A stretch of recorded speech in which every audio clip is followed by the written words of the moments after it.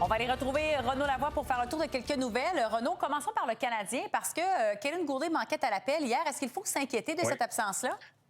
Et il n'était pas à l'entraînement non plus ce matin, ce qui lève évidemment le niveau d'inquiétude dans son cas. Mais je peux tout de suite vous dire, rassurez-vous, là, ce n'est pas comme si Kaylin Goulet ne sera pas du premier match des séries. Je peux vous confirmer qu'il y sera.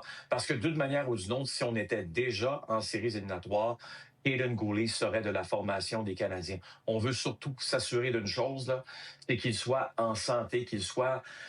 écoute, est-ce possible d'être à 100%? Je ne le sais pas, mais le plus près possible d'être à un niveau de santé très, très élevé. Pourquoi, Elisabeth? Parce qu'on sait que Kaylin Goulet, lorsqu'il est en santé, c'est un des meilleurs défenseurs des Canadiens de Montréal. On lui donne du temps, justement, pour qu'il rebâtisse, si tu veux, sa condition physique.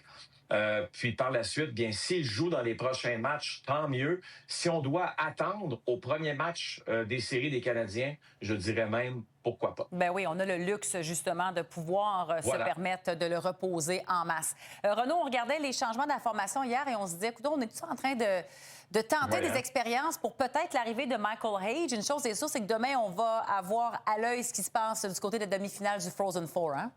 Exactement, alors que Michigan va jouer là, autour des 20h, 20h30 face à Denver. Et il faut gagner ce match-là du côté de Michigan pour passer en finale, rencontre qui va avoir lieu samedi. Mais si ce n'est pas le cas, Elisabeth, bien ça veut dire que Michael Hage est éliminé. Est-ce qu'il jouerait le match samedi avec les Canadiens? Probablement pas, mais là, soudainement, on aurait peut-être deux rencontres là, avec Michael Hage dans la formation des Canadiens, soit dimanche à Long Island ou encore du côté de mardi à Philadelphie. Donc, mardi à Philadelphie. Une chose est certaine, dites-vous que les deux parties communiquent. Je pense que Michael Hage connaît très, très bien les intentions des Canadiens et pas besoin de vous dire qu'il va venir rapidement se joindre à l'organisation du tricolore si jamais il est éliminé jeudi. Je ne dis pas que tout le monde souhaite son élimination. On veut que le jeune homme réussisse à connaître le plus de succès possible.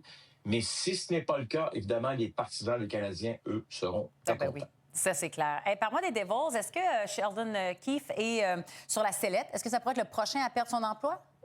J'ai comme l'impression que oui, le niveau d'insatisfaction est très élevé, me dit-on, à l'intérieur du vestiaire des Devils du New Jersey. On sait que Tom Fitzgerald a été remercié un peu plus tôt cette semaine comme directeur général. Alors, ça nous amène à plusieurs candidats, dont Brendan Shanahan. Et ce qu'on me dit présentement, Elisabeth, c'est que oui, Brendan Shanahan est un candidat, mais qu'officiellement, il n'y a pas eu de contact encore entre l'organisation des Devils et lui. Mais Brendan Shanahan, son nom circule toujours du côté de Nashville avec les Prédateurs. On se cherche peut-être un président des opérations hockey, une structure peut-être qui ressemblerait à celle des Canadiens de Montréal. Bref, Brendan Shanahan, c'est un nom qui circule énormément présentement dans la Ligue nationale et je suis à peu près convaincu qu'il va se trouver un emploi pour la prochaine saison. Clairement. Et nouvelle en soirée, Renaud, concernant Ron Francis. Il venait d'être nommé président, je sais quoi, en avril dernier. C'est ça. Et là, il va se retirer. C'est l'annonce qu'on a appris ce soir?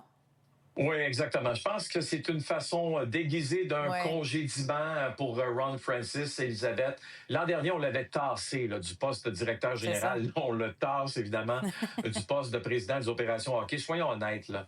Le repêchage d'expansion de cette équipe était très loin de ce qu'on a connu avec les Golden Knights de Vegas. Et honnêtement, c'est bien beau toujours se fier aux statistiques avancées pour bâtir une équipe. Mais selon moi, c'est une grave erreur et on en a la preuve, encore une fois, aujourd'hui. Oui, il y a de l'action dans la LNH ces jours-ci. Merci, Renaud. Bonne soirée. Merci, Elisabeth. Bonne soirée.